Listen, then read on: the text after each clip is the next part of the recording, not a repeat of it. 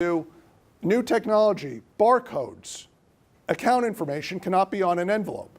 If you have a glassine envelope that has a QR code or some other identification, some barcode, you could be held liable for a Fair Debt Collection Practices Act, even though that identification was not going to be known to the common public, but identifies a debtor's account or identity.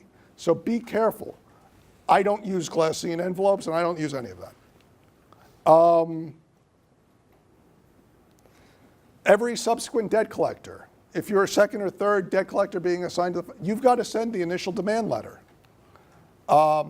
Social media debt collection, and this will be one of my last topics here. Is it permitted under the law, and should you do it?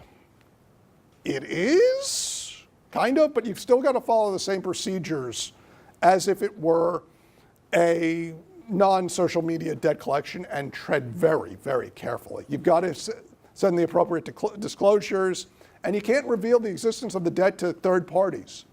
So be careful if you're posting it or if you're sending an email or sending whatever. You've got to be very careful. Now, are you permitted to charge for attorney's fees? Yes, but if your demand letter seeks attorney's fees and there's nothing in your contract or in the client's contract that says you're entitled to attorney's fees, no, you can't.